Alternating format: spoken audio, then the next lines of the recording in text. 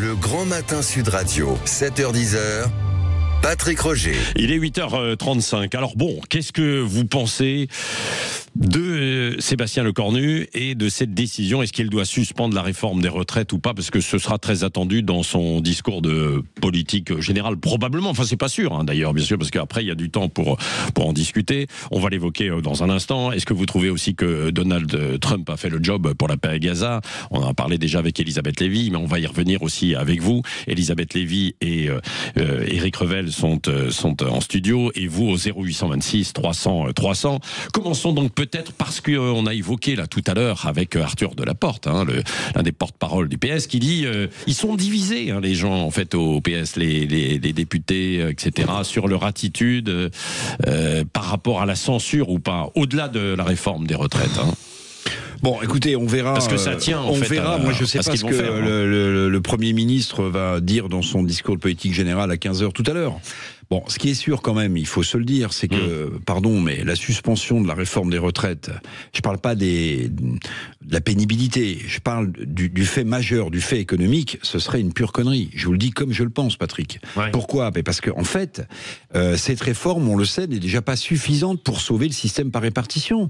Il y a de plus en plus de retraités, de moins en moins d'actifs. Bon, donc je veux bien qu'on suspende, je veux bien qu'un prix Nobel d'économie dise c'est pas grave, on mettra ça plus tard, etc. Moi, je pense qu'on enfonce les Français dans un déni. En réalité, cette réforme des retraites, pardon, mais il faut vraiment qu'on aborde le sujet sans tabou, presque en faisant un sujet économique et pas politique. C'est une évidence. Il faudra réformer le système de retraite. Donc il faut l'ajuster là un petit peu, quoi, non ? Alors donc aujourd'hui, on dépend du vote du Parti socialiste pour savoir si ce gouvernement va être renversé ou pas. Bien sûr. Mais vous vous rendez compte ? Enfin, je sais pas ce qu'Elisabeth en pense, mais c'est quand même dingue. Sans parler des LR qui sont en train d'exploser aussi. Ah oui, les non, LR bien sûr. Il y a des divisions Moi, partout. Je trouve ça dingue. Je trouve ça dingue que la politique politicienne l'emporte sur des faits majeurs économiques qui devraient intéresser tous les Français. Bon, tous les Français, dans un instant, ils vont nous en parler. S'ils sont pour vous l'avez remarqué vous-même, quand le prix Nobel, j'ai entendu votre chronique avec beaucoup d'intérêt, cher Eric. Oui, à Guillaume, donc. Prix Nobel d'économie. Quand le prix Nobel d'économie lui-même se mêle de ce débat, arrive avec cette idée qu'il faut la suspendre, si vous voulez, c'est pas très étonnant que chacun ait sa vision du réel. Non, mais moi, je dois dire que d'abord, j'ai envie de vous dire de me réveiller à la fin du film pour voir le résultat, parce que... Oui. Et on va faire ci, on va faire ça, et on va, mais on va faire ci, on va faire ça, et on va peut-être censurer, peut-être pas, et suspendre, ou abroger. J'en ai marre. Maintenant, sur la réforme des retraites. Bon, si j'ai bien compris, mais moi j'ai une position depuis le départ, je pense qu'il faut qu'on tienne. Il faut qu'on tienne. Il nous reste 18 mois jusqu'à la présidentielle. C'est la présidentielle qui fera office de choc de légitimité, si on peut employer cette expression horrible. Il faut pas qu'elle soit avancée. Donc, je me dis, on a 18 mois à tenir, il faudrait que ce gouvernement Lecornu tienne, parce qu'on a déjà essayé plein de... Et il va falloir payer une rançon. Alors... Bon, je trouve ça désolant, si vous voulez, c'est la seule réforme de Macron, on y a passé des mois et des mois. Il y a des policiers au tapis, des magasins cassés, et tout ce qui est, tout ce temps, cette énergie, on va devoir revenir en arrière, c'est désolant. Mais c'est désolant, je suis tout à fait contre. Écoutez, ce qu'en pensent en fait nos auditeurs qui sont avec nous, bien sûr, dans la discussion, Dominique de Roussillon et Franck de Valence. Je crois que Dominique, bonjour. Bonjour à vous, bonjour. Je crois que Dominique, vous... Oula, le téléphone n'est pas très bon, là, la ligne, j'espère que ça va s'améliorer. Je crois que Dominique, vous êtes pour, alors que Franck, bonjour. Bonjour. Bon, vous êtes pour l'abrogation, on va voir ça. Alors Dominique, tout d'abord, vous dites qu'elle doit être maintenue, cette réforme, c'est ça ? Écoutez, c'est une question de crédibilité. Crédibilité de ceux qui l'ont porté d'abord, qui nous ont expliqué pendant 1 an et demi que c'était l'alpha et l'oméga pour le sauvetage des finances publiques. Donc ces gens qui nous gouvernent, qui sont aux plus hautes fonctions, que l'on doit respecter en plus, nous l'ont expliqué et aujourd'hui sont prêts à se renier. Donc il y a quelque chose là qui commence à me déranger. Deuxièmement, c'est une question de crédibilité nationale par rapport à l'étranger, où on nous regarde quand même de très près, parce que nous avons une dette quand même qui pèse sur nos épaules, qui est colossale. Je rappelle que c'est 338 milliards le coût des retraites, c'est 16% du PIB, et c'est 40% des dépenses de santé. Donc c'est des montants qui sont colossaux, que l'on n'a pas su gérer, que l'on n'a pas su anticiper. Et pourtant, gouverner, c'est prévoir. Donc moi, ce qui me dérange, c'est que aujourd'hui, il y a une urgence à sauver un gouvernement, une urgence à sauver le piteux résultat de M. Macron et de ceux qu'il a nommés, au détriment finalement de la crédibilité nationale et peut-être d'une voie sortie d'un problème qui nous touche tous et qui va tous nous toucher dans le futur. Ouais, c'est complètement fou. Oui, bon, donc vous êtes pour le maintien de cette réforme, voilà, c'est ce que vous dites, même si vous n'appréciez pas, j'ai bien compris, Emmanuel Macron. Franck, à Valence, Franck, vous êtes pour l'abrogation ou la suspension? Oh là, il y a beaucoup de bruit, hein. Je ne sais pas autour de vous, Franck. Non, voilà. Bonjour à tous. Alors, non, je suis pas du tout pour la suspension, je suis pour l'abrogation pure et simple. L'abrogation pure et simple. Alors, si vous voulez, premier point, je pense qu'il est insupportable. Alors, il y a le financement est un problème, je suis prêt à en discuter. Je pense qu'il est insupportable à chaque... Alors, c'est pas des réformes, c'est des contre-réformes, parce qu'elles aggravent les conditions de travail des salariés. À chaque contre-réforme, on repousse l'âge légal de départ à la retraite et on met des trimestres de cotisation en plus. Au prétexte que les autres pays européens ont déjà repoussé, c'est pas un argument politique, et au prétexte que l'espérance de vie ne cesse de s'accroître. Je voudrais simplement vous dire ceci concernant l'espérance de vie. On ne parle jamais de l'espérance de vie en bonne santé. Ça, c'est déterminant. L'espérance de vie en bonne santé, elle n'est pas à 82 et 83 ans. Elle est aux alentours, pour les hommes et les femmes, de 65 ans. Ça peut déjà faire réfléchir. C'est pour ça, d'ailleurs, qu'on parle de reconnaître, et Éric Revel l'a très bien dit, la pénibilité. Premier point. Ensuite, si vous voulez, sur le financement. Alors, le financement, ce que a dit votre auditeur à côté, est parfaitement juste. Dominique. Dominique, pardonnez-moi. Dominique, bonjour. Voilà, c'est vrai tout ça, mais on ne parle jamais des contreparties par rapport aux sommes que l'on verse aux entreprises dans les aides qui sont apportées aux entreprises pour la création d'emplois. Je pense en particulier au CICE qui avait été créé par monsieur François Hollande du Parti Socialiste. Pas de contrepartie, jamais de contrepartie exigée pour les entreprises. Ça ferait quand même de l'argent, tout ça. Ça ferait de l'argent. Et ensuite, le problème aussi du financement lié aux cotisations patronales. Voilà. Et je peux vous dire, sans être un expert, je me permets, qu'on trouverait l'argent nécessaire à financer les retraites. On le trouverait sans devoir systématiquement repousser l'âge de départ et systématiquement toujours aggraver les conditions des salariés. Oui. Alors Franck, non mais on a bien entendu votre argumentation qui est, c'est bien charpenté, hein, vous le dites. Dominique lui dit en fait un peu l'inverse, c'est-à-dire que pour l'instant il faut maintenir parce que on est parti, on est sur cette route quoi. Éric Revel, quand vous entendez Franck il dit on peut aller chercher l'argent ailleurs. Bien sûr. Et c'est vrai qu'on n'est pas forcément en bonne santé, enfin pas tout le monde, c'est un peu inégal quoi. À partir de 65 ans, 66. La première, c'est que c'est pas parce que les entreprises sont subventionnées que le système par répartition des retraites est en bonne santé. Ça n'a absolument, pardonnez-moi, mais ça n'a absolument rien à voir. Maintenant, augmenter les cotisations patronales, si j'ai bien compris, c'est alourdir le coût du travail, donc ça pèserait sur l'emploi. En fait, je pense qu'on ne fera pas l'économie d'une réforme du système par répartition. Alors, je vais dire un gros mot. Je ne sais pas si Franck ou notre autre auditeur Dominique sera d'accord, mais les autres, en fait, il faut aborder un jour, comme pour les fonctionnaires d'ailleurs, le principe d'une capitalisation. Voilà. Il ne s'agit pas de détruire le système par répartition, mais il s'agit pour les salariés qui ont le plus de moyens de pouvoir capitaliser pour leur propre retraite, ce qui allégerait le coût du système par répartition. Sinon, on va à la catastrophe. Fait que pour ceux qui ont les moyens, pas les autres. Ou alors la retraite par points, si vous voulez. C'était le grand sujet. Et puis la légitimité dont parlait Elisabeth tout à l'heure, Lévy, pardonnez-moi, mais s'il y a bien un truc sur lequel Macron a été clair dans sa réélection, c'est la réforme du système des retraites. On ne peut pas dire qu'il a pris les gens en traître. Il l'a annoncé. Donc si vous voulez, je pense que c'est pas parce que les autres pays allongent le départ de l'âge en retraite, Franck, c'est parce que notre système par répartition est en grave danger financier. Moi je suis un peu bête, mais pour moi la retraite, ça doit pas être un impôt supplémentaire. C'est pas la retraite, il y a déjà les impôts pour ça. La retraite n'est pas un moyen de redistribution. La retraite, c'est en gros, vous cotisez, d'accord. Tu bosses et tu es récompensé pour pas récompensé, tu bosses pour vivre après. Merci. Tu travailles pour des actifs, tu travailles pour des inactifs. Quand tu travailles, tu payes des inactifs qui ne travaillent pas, et quand tu ne travailles plus, il y a des actifs qui payent pour toi. Mais c'est pas un impôt en plus où on doit rendre les pauvres moins pauvres et les riches moins riches. Ça doit pas être ça, parce que sinon on va jamais s'en sortir. Il y a déjà quand même 45% du revenu qui passe dans les tuyaux redistributifs en France.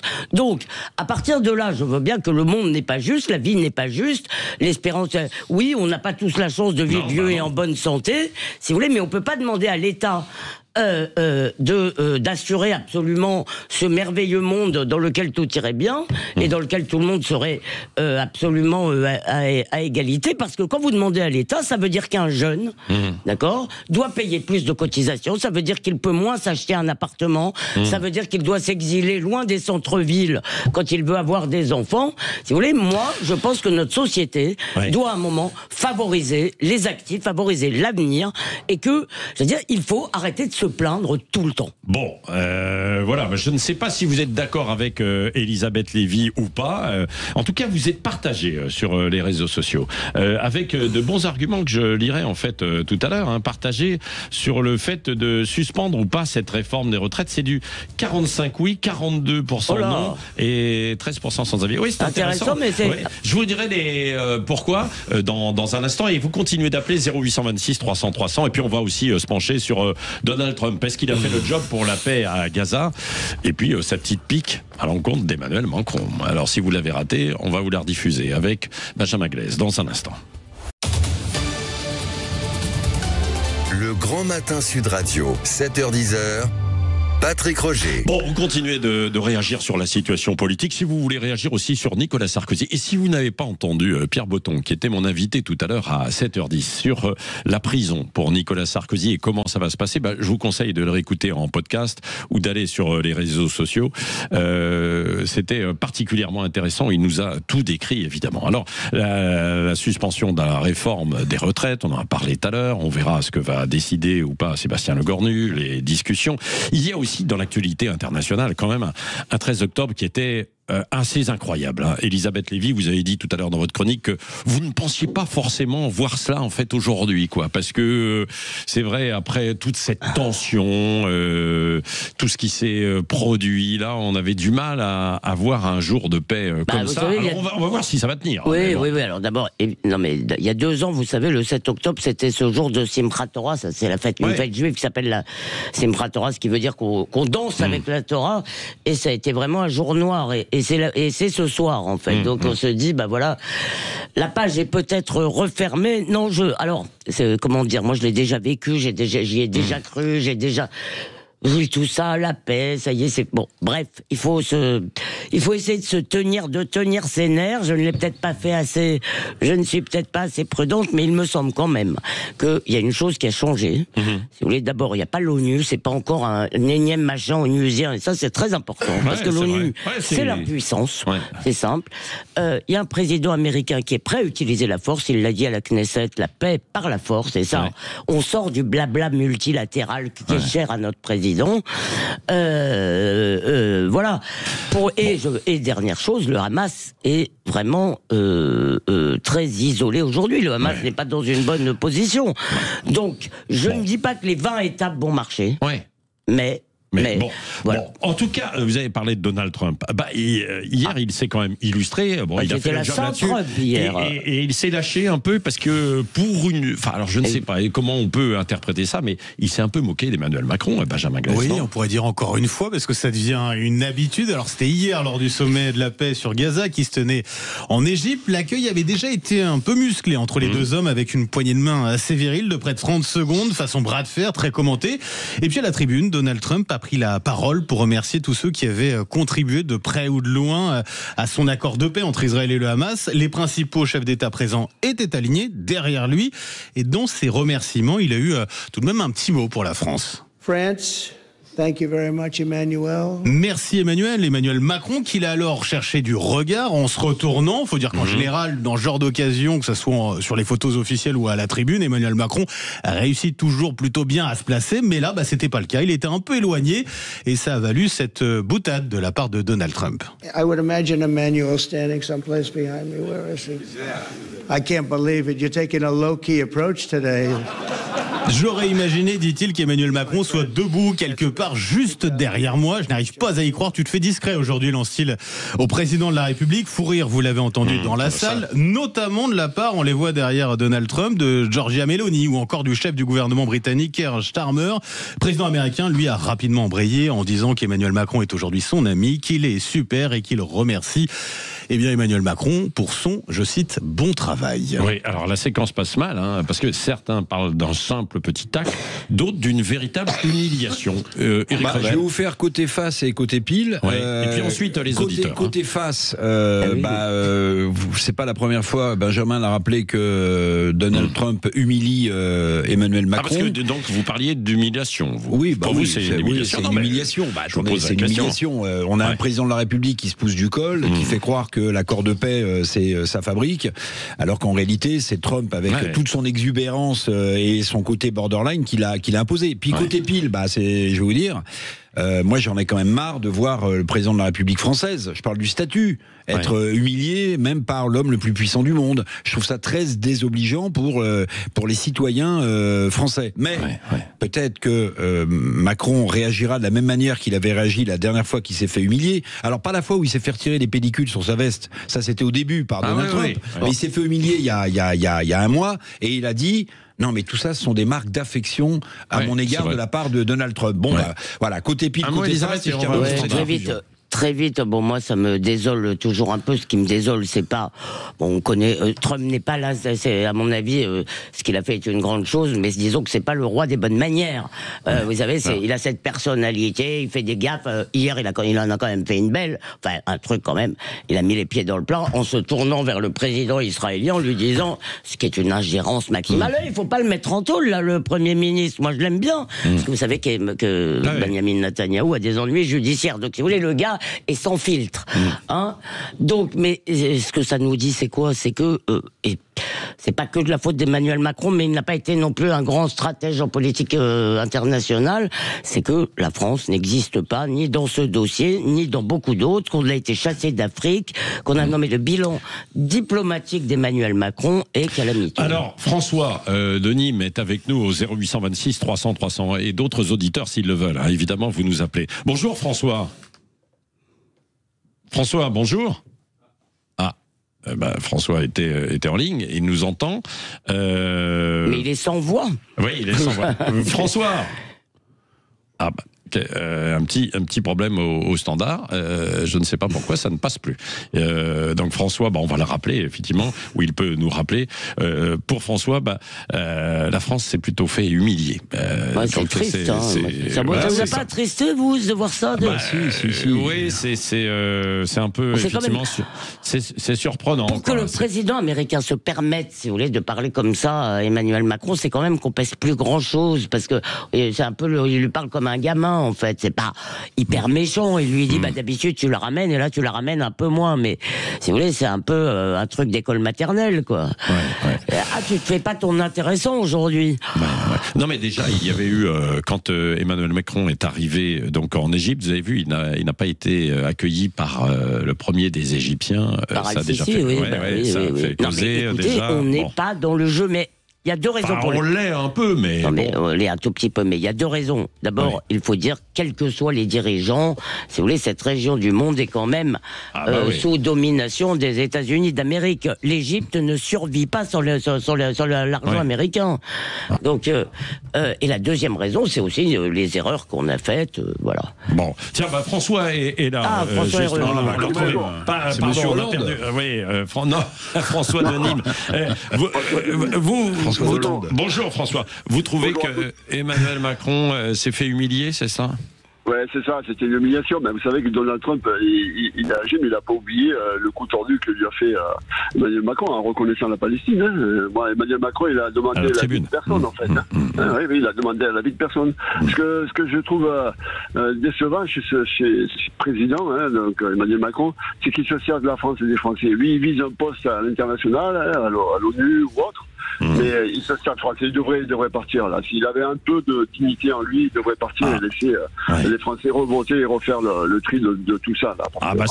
On atteint des hontes un peu de partout. Là, on se fait ridiculiser un peu de partout. Et ils n'ont pas tort, les dirigeants. Donald Trump, il a mis le pic, il sait très bien pourquoi il a fait ça. Bon, écoutez, nous verrons cela évidemment, parce qu'on va suivre, puisque évidemment il y a quand même ce qui va se passer à l'Assemblée nationale. Si le gouvernement tombe, il y aura peut-être dissolution, ça ira peut-être. François a raison. Je pense que le lyrisme d'Emmanuel Macron, son lyrisme à 2 balles, dirais-je, pardon. Bon, alors disons à 10. Allez, ferait merveille à l'ONU. Moi, je le vois très bien, secrétaire général de l'ONU. En attendant, il faut qu'il relise les fables de La Fontaine. Il ne faut jamais, quand on est une grenouille, essayer d'être aussi gros que le bœuf. Oh là, bravo Eric. C'est pas même jour. On sera avec Valérie Expert tout à l'heure dans un instant. C'est Jean-François qui lit la vérité en face. Merci François.